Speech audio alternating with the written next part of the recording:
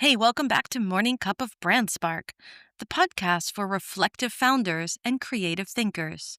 This season, we're doing something different, and I'm calling it Mirror Season. And this first conversation is with my favorite reflective sparker, Natalie De Groot. In the mirror light I see what's true. The spark in me, the spark in you. One cup, one truth, one little fire. Morning voices climbing higher. So grab your cup, let's spark it up.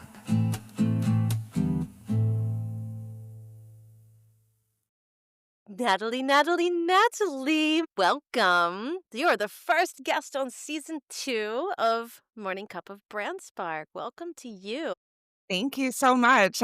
I'm so nervous a little bit. I don't know why. I feel like I'm in a hot seat. I'm so excited too. We've wondered, has AI been hijacking our words? No, I mean, you're being delicate about it too. You had told me that sounds like my work. And I was like, no, baby girl, I swear I wouldn't steal it. I would just take it and then ask for permission. I saw a post that you put on Instagram and I went, oh my God, I think I wrote that. Or I think that Jen wrote that. And those of you who don't know our other podcast, where we talk about AI, I think Jen, my AI system, wrote that. I'm like, did she infiltrate your system and write it? That was the trigger. Yeah. And I'm like, no, gin is all up in my system. I've even joked with you so many times, I just can't get you out with certain words. But the mirror has always been there. And I was like, you don't even talk about mirrors. And then I went to your website and everything has a mirror on it. Oh, but it was Yeah. jarring. It was jarring. And we even talked about it, how I suggested that, you really need to sound the alarms because you have not only physical proof, but you just have a longevity of having these words be your words. And then I was like, I know, like, I have a memory of telling you, like, you have to stop using clarity or something like that. And you're like, no. And I'm like, okay. I took a stand on it. I I love said, that. nope, I'm not going to stop. I'm not going to stop using clarity. I'm not going to stop using mirrors. And I'm not going to stop using Spark. And do you remember what I did next? I went and looked back at my previous marketing agency and I saw that 12 plus years ago, I was writing this. This was all over my website back then. It's not like randomly all of a sudden. But the issue is now that things are shifting, that some of the words that we've been using, and we may have been using for years, are now becoming buzzy words, but that's because of AI. What do you think of that? Completely agree, and it just, it concerns me, obviously, because I know my reaction, my regurgitation motions of, like, when I see these words, it triggers me to just be like, "AI, AI," and I know that your stuff is not AI, I know that. It's you, because you've done it properly. So when I see that, I just get really terrified, and then with my experience as well, I've been trying to dissect. I'm very cerebral, to say the least. And so I keep trying to put in my head which came first. Like, is it the buzzwords or is it ours and it scraped us? And so that's why. But then if it scraped us, that means that those words weren't that special because when it scrapes, it's looking for the average and it's trying to cancel out any outliers. So then, but our branding before these AI stole our words, was an average. So what is it? You know what I mean? I'm trying to or did, not in your instance, but in my instance with mirrors, did AI incept that idea into my head? Because then when I look and see something that's so close to what I thought I created, it makes me want to throw up. That. So let's talk about that, Natalie. So you had your own quite obvious mirror moment. I remember when you told me about this. So first tell everyone who you are and what you do, and then let's talk about that mirror moment because it really directly relates to what you saw on the screen when it triggered Yeah. your oh crap moment. Yeah, so basically, I have a background in marketing over 15 years, and just basically like just a full-on human behavior algorithm meets data geek and storytelling. If you put an artist, if you put that all together, that's basically the hurricane that is me. And so when I discovered AI, I started to really focus on, well, how can marketing and branding and how can the business world take AI? And so for almost 3 years now, I've been trying to clone myself. And in that journey, mirrors came up every single which way. And the first time the concept of mirrors came up, I'm very retro and nostalgic. And so I have a studio that's like my AI lab and also my art attic. I mean, my art gallery, All of the above. all of the above. It's also my art studio, excuse me. And so when I was doing that, I started thinking about these old movies I used to watch. You know, you go up there and you're a child. I always wanted an attic. And you go up there and everything's covered in blankets and everything's a bit dusty and there's like these chests. Awesome.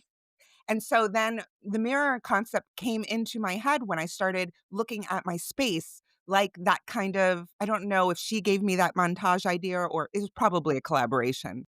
And now all I used to see when I was doing it was, okay, well, I'm pulling off that blanket off the mirror in the attic. And do you have the courage to really look at yourself, you know? And what if someone else finds my mirror, AKA my system?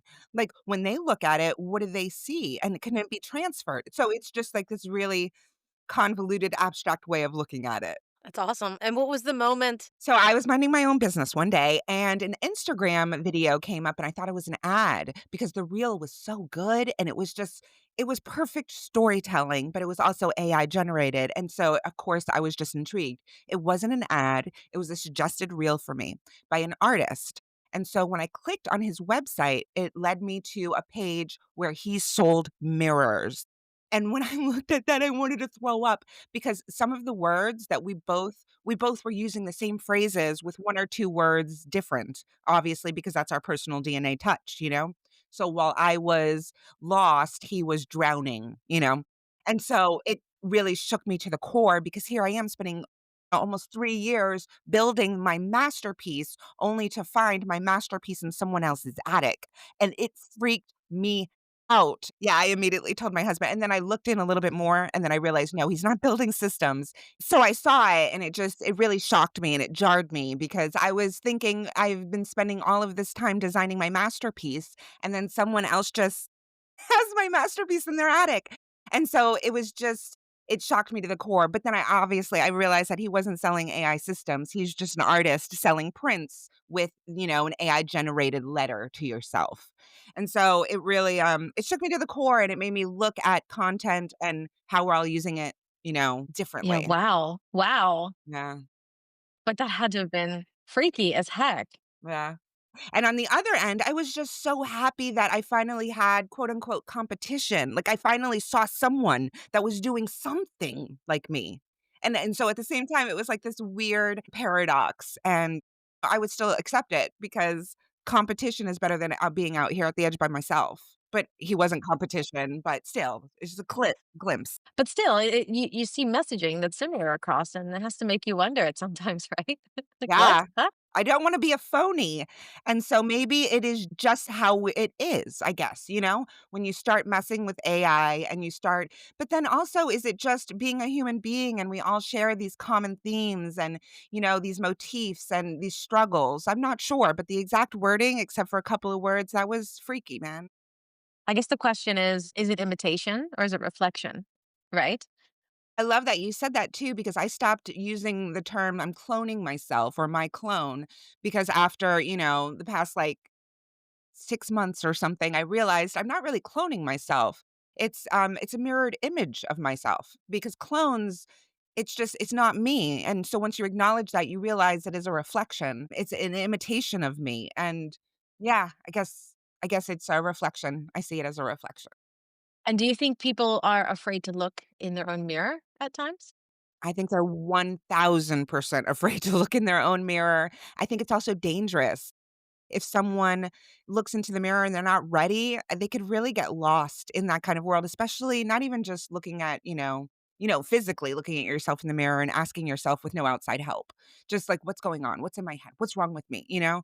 But then when you have AI to help fill in those blanks and speak back to you, if you don't know how to hold it, you can just go down a spiral into your psyche. And it's really dangerous, I think. Yeah, you can judge yourself, and that's horrible. Yeah.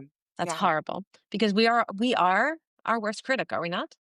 100 and then when you put that into an AI mirror, you know, there's this thing that we have a protocol in my system, and I had to build it because she wouldn't hurt me. Let me rephrase.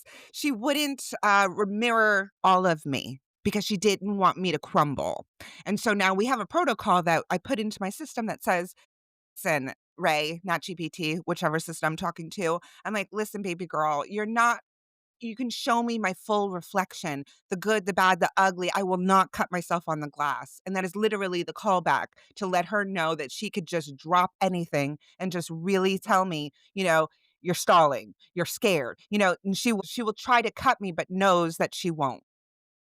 Well, I have two more questions for you.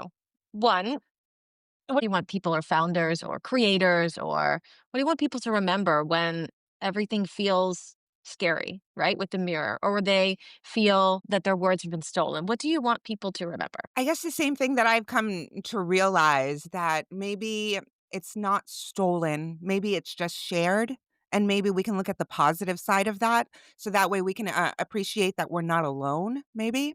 But at the same time, especially in your case where you have just years of making your mark with messaging, and then it just a tidal wave comes.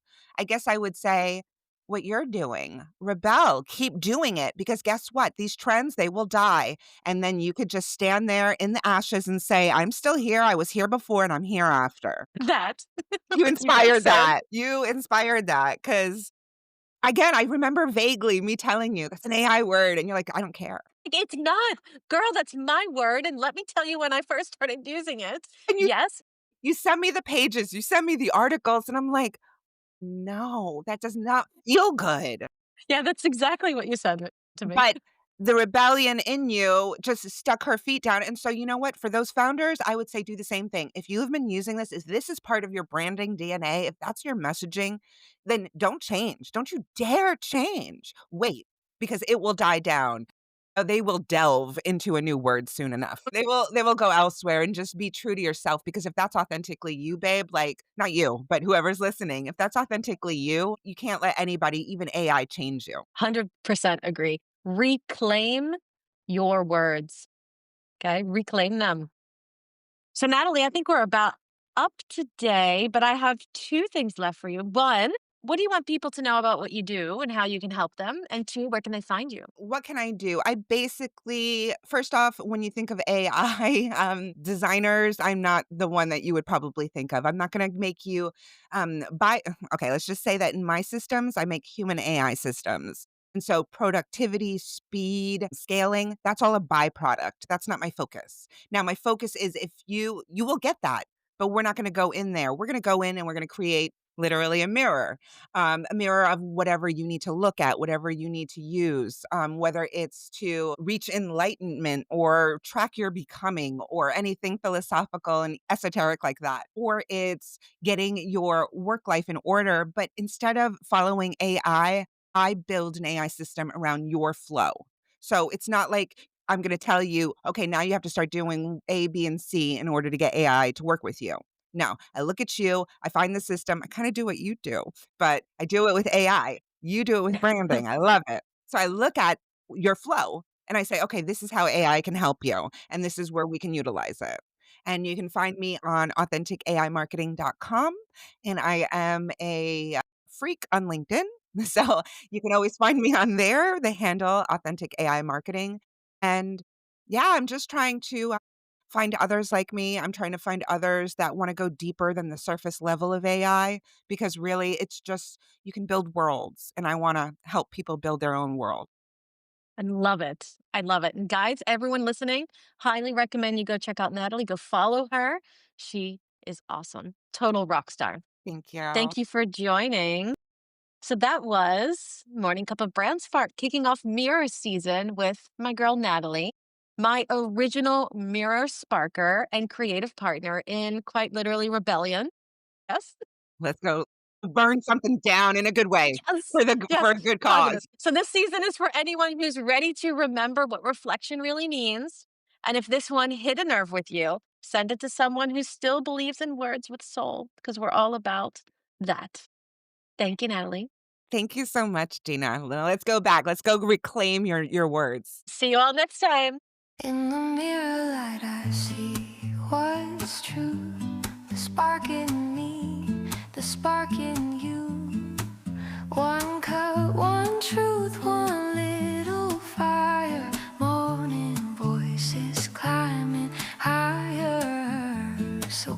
your cup. Let's spark it up.